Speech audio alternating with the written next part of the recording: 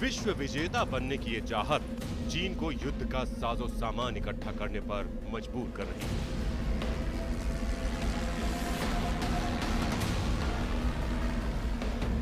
लेकिन वो कहते हैं ना कि जब गीदड़ की मौत आती है तो वो शहर की तरफ भागता है।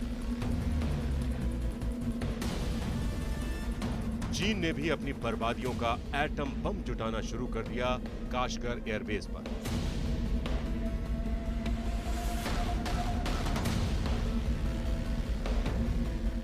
वहां उसने तहखाना बनाया है जिसमें परमाणु जखीरा इकट्ठा कर रहा है। वहां पर उसने परमाणु हथियार ले जाने में सक्षम लंबी दूरी के बम वर्षक विमान H-6 को तैनात कर रखा है।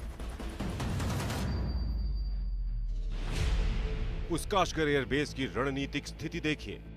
काराकोरम दर्रे से वो 475 किलोमीटर दूर है, जबकि जिस फिंगर 4 पर चीन की खुराफात चल रही है वहां से 690 किलोमीटर दूर है। और सबसे ऊंची एयरफील्ड दौलत बेग ओल्डी से 490 किलोमीटर दूर।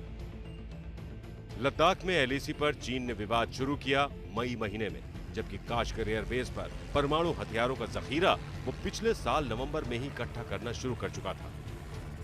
चीन की एयरफोर्स ने कशगार के वेस्टर्न रनवे एंड पर 6 H-6 बॉम्बर्स की तैनाती कर रखी है। इसमें यह चौंकाने वाली बात है कि 2 बॉम्बर्स आर्म्ड है। इनके विंग्स के ऊपर 2 मिसाइलें देखी जा सकती है, जो कि शायद KD-63 है। 28 नवंबर 2019 की ये तस्वीर देखिए। यहां तहखाने में हार्डन एयरक्राफ्ट शेल्टर्स यानी HAS है, जिसके कारण इन हथियारों को किसी भी हमले से बचाया जा सकता है। साथ ही बगैर पहचान वाले हैंगर्स भी तैयार किए गए हैं। लेकिन चीन की हरकतों का अंदाजा हिंदुस्तान को भी है और अमेरिका को भी।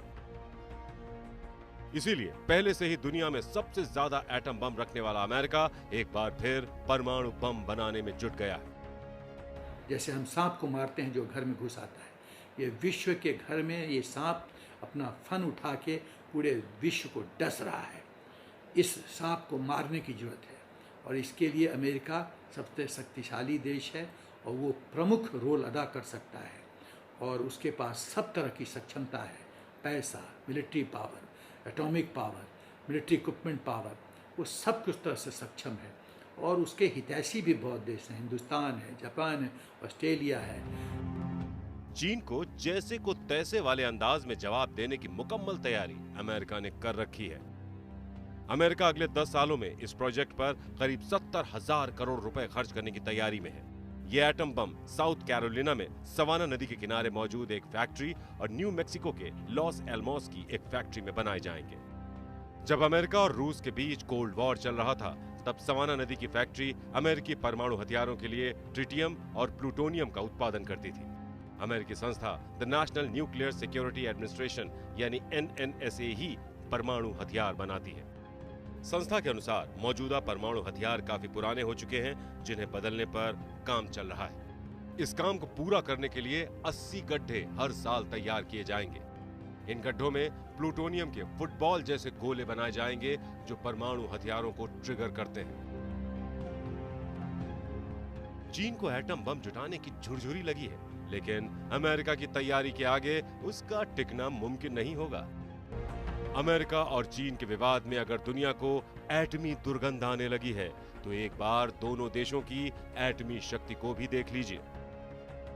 Stockholm international peace research institute के मुताबिक अमेरिका के पास 7,550 परमाणु हथियार है, तो चीन के पास 320 एटम बम है।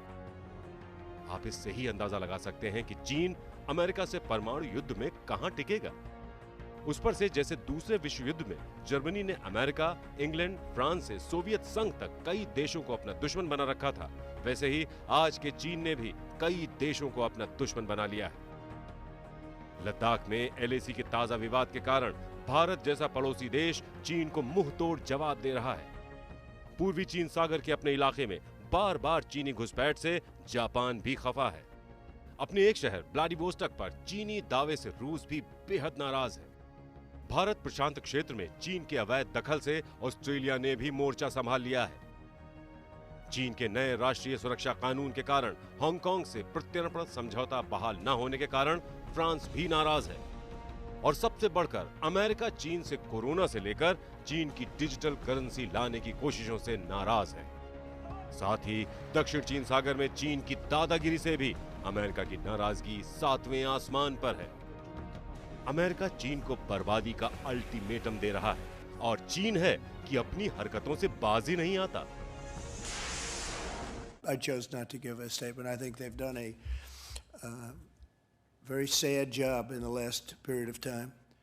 And again, the United States pays them $450 million a year. China pays them $38 million a year. And they're a puppet of China. चीन अपने ही बनाए एटमी चक्रव्यूह में घिर गया है। अब बचने के लिए उसके पास एक ही रास्ता है कि अपनी सैनिक दादागिरी से खुद को अलग कर ले।